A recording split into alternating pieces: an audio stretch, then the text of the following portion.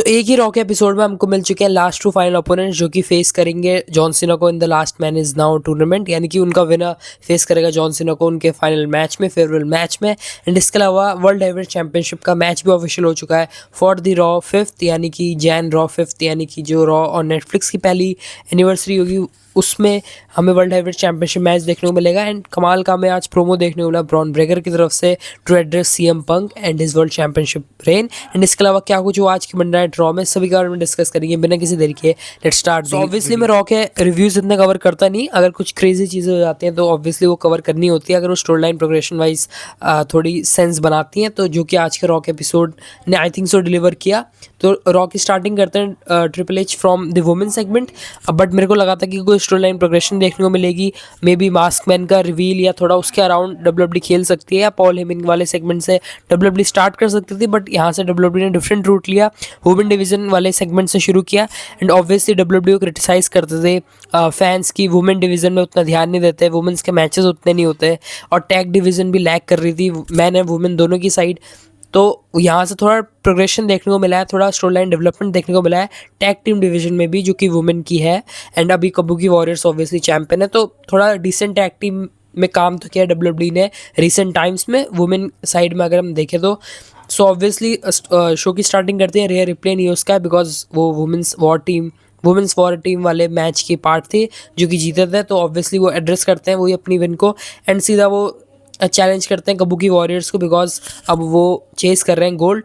But उनको interfere कर देते हैं Charlotte Flair and Alexa bliss. Obviously एक ही टीम का वो पार्ट थे, बट स्टिल वो भी टैग टीम में, तो वो भी चैंपियनशिप की तरफ जाना चाहेंगे। तो यहाँ से डब्ल्यूडब्ल्यूई ने स्टार्टिंग के सेगमेंट में थोड़ा टीज किया था कि नंबर 1 कंटेंडर मैच होगा for the women's tag team championship, जो कि जो भी जीतता वो फेस करता कबूकी वॉरियर्स को for the women's tag team champion, जिसकी हम बात करेंगे मेन इवेंट। इसके अलावा जो इंपॉर्टेंट सेगमेंट आज के शो से था वो था the last man is now tournament का सेमीफाइनल 1, जो कि था between Jey Uso and LA night. अब दोनों ही सुपरस्टार्स ऐसे हैं जिसको डब्ल्यूडब्ल्यूई एक को बहुत ज़्यादा ही पुश कर रही है, ओवर पुश कर रहे हैं, क्रिटिसाइज करते हैं फैंस, और एक है जिसको डब्ल्यूडब्ल्यूई उतना ज़्यादा चांसेस नहीं दे रही जितना फैंस डिमांड कर रहे हैं, एंड जिनको थोड़ा अंडर पुश या उनको थोड़ा अंडर रेटेड मानती है डब्ल्यूडब्ल्यूई फैन बेसिस।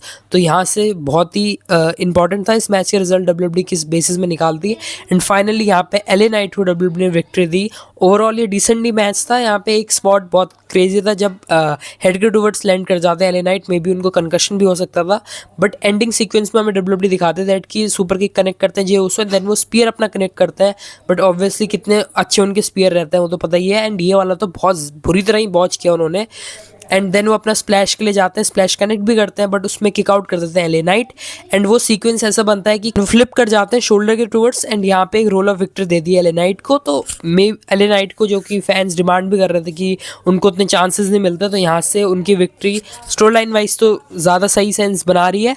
बट यहाँ पे थोड़ा जे ऊसो को भी प्रोटेक्ट करके रखा, उनको क्लीन पिन नहीं करवाया। एंड जो मैच के बाद भी जे ऊसो का रिएक्शन था, बहुत ही फ्रस्ट्रेटेड लग रहे थे वो अपने आप से, वो प्राइम की बॉटल टॉस कर देते हैं, स्टेयर्स वो टॉस कर देते हैं, तो वो फ्रस्ट्रेशन दिखी थी जो जे ऊसो की। तो मे बी अब थोड़ा उनका सीरियस गिमिंग डब्ल्यूडब्ल्यूई ट्राई करे, बट ऑब्वियसली हमने बहुत बार देखा है कि ऐसे स्टोरी डब्ल्यूडब्ल्यूई चलाती है दैट कि गिमिंग चेंज या कैरेक्टर चेंज हो सकता है उस इंडिविजुअल या उस सुपरस्टार का, बट लास्ट में डब्ल्यूडब्ल्यूई इसको गिव अप कर देती है। तो मे बी यहाँ से देखना लायक होगा दैट जे ऊसो की स्टोरी लाइन कैसे जाती है, मे बी उनके कैरेक्टर या गिमिक में थोड़ा चेंज लाने की डब्ल्यूडब्ल्यूई ट्राई करेगी। देन इसके बाद जो मेन सेगमेंट था वो था डोमिनिक मिस्टीरियो का। ऑब्वियसली इंटरकॉन्टिनेंटल चैंपियन बन चुके हैं, तो उनका चैंपियनशिप सेलिब्रेशन टाइप का दिखाई दे डब्ल्यूडब्ल्यूई। एंड यहाँ से लिव मॉर्गन को भी इंट्रोड्यूस करते हैं जिन्होंने अपना रिटर्न किया, एंड अलग से उनको इंट्रोड्यूस करते हैं Dominik Mysterio. And Liv Morgan भी एड्रेस कर रही होती है दैट कि कैसे उनके एब्सेंस में थोड़ा वीक दिखी जजमेंट डे, एंड अब उनके आने के बाद अब प्योर डोमिनेशन देखने को मिलेगी जजमेंट डे की तरफ से।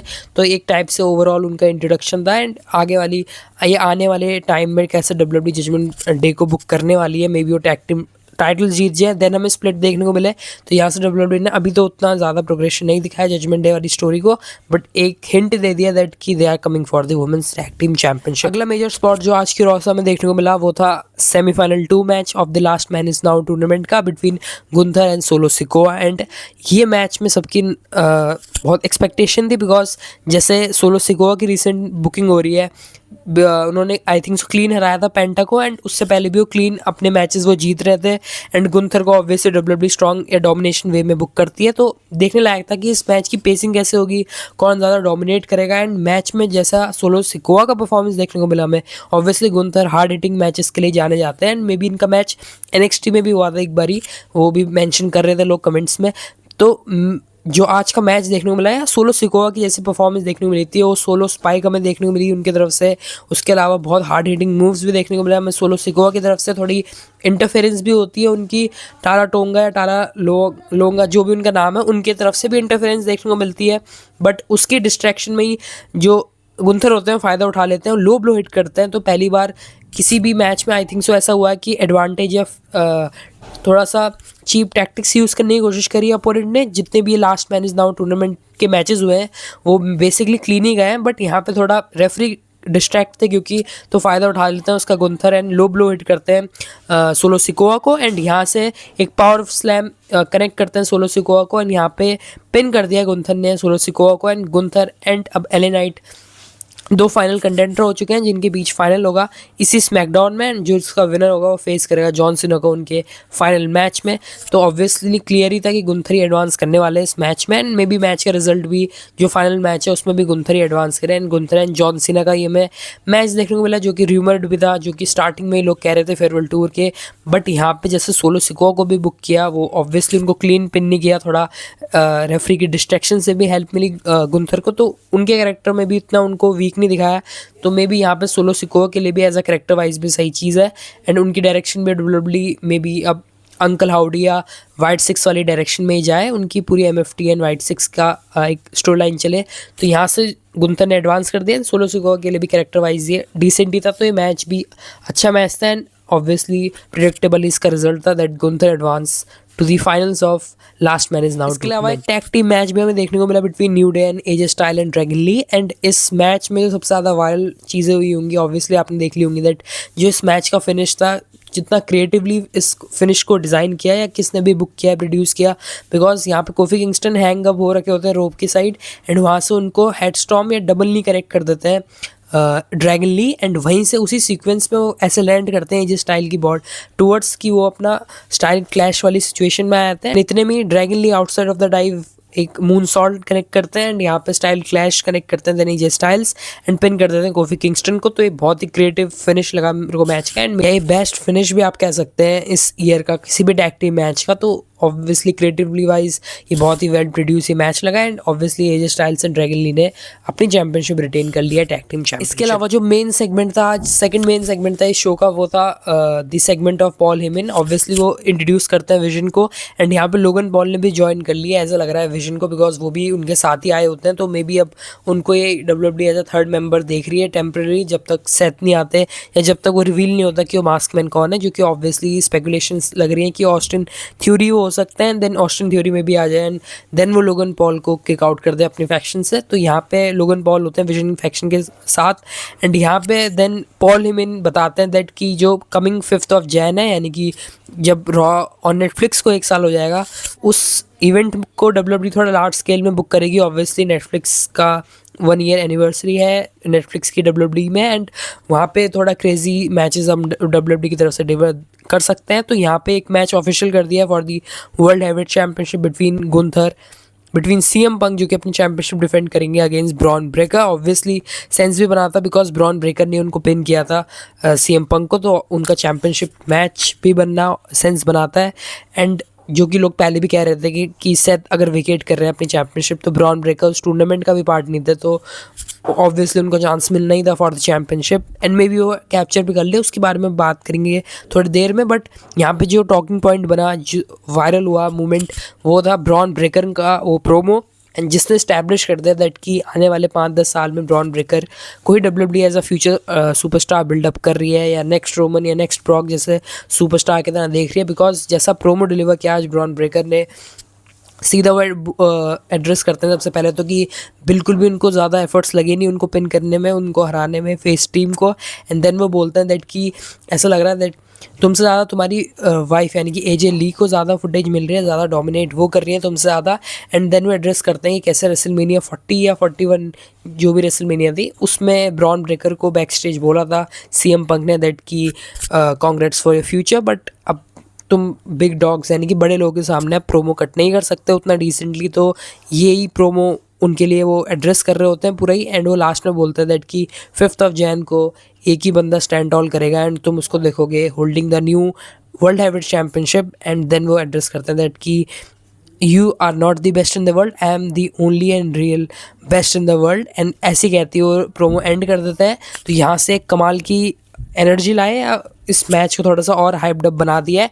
एंड मे बी पॉसिबल यहाँ पे हमें टाइटल चेंज भी देखने को मिले, बिकॉज ओरिजिनल प्लान तो नहीं था डब्ल्यूडब्ल्यूई का सीएम पंक को ऐसा champion banana. And may be ऐसा हो भी ना कि वो रेसलमेनिया तक टिल चैंपियन ही जाए।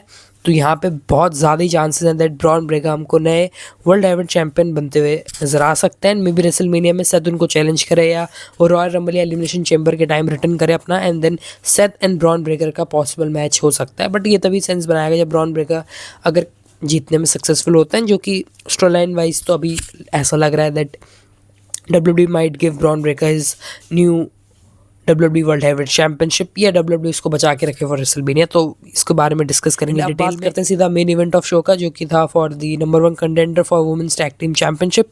एंड यहाँ पे obviously Rhea Ripley and Iyo Sky and Charlotte Flair and Alexa Bliss के बीच मैच था। मैच वही था कमाल का, बिकॉज दोनों फेस टीम थी तो क्राउड का भी मिक्स ही रिएक्शन देखने को मिला। बट एंडिंग सेगमेंट था जैसे इस मैच का, बिकॉज ये नंबर 1 कंटेंडर मैच था एंड इसमें कोई डिस्क्वालिफिकेशन ना हो तो ऐसा हो नहीं सकता। सो जो चैंपियन थी कबूकी वॉरियर्स, यूस आस्का एंड कायरी सेन दोनों अटैक कर देते हैं उनको।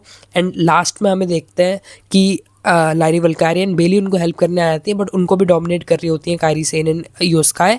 एंड एंड में हमें डोमिनेशन देखने को मिली जजमेंट डे की, जब रेकेल रोड्रिगेज एंड रॉक्सेन परेज दोनों ही अपना फिनिशिंग मूव हिट कर देती हैं कबूकी वॉरियर्स को, यानी कि आस्का एंड कायरी सेन को। एंड लास्ट में Liv Morgan, Raquel Rodriguez and Roxanne Perez stand tall करते हैं एंड उनके हाथ में होती है चैंपियनशिप। इनिशियली रॉक्सेन परेज पहले वो चैंपियनशिप होल्ड करते हैं, देन वो लिव मॉर्गन को देती हैं एंड देन लिव मॉर्गन वापस उनको देती हैं।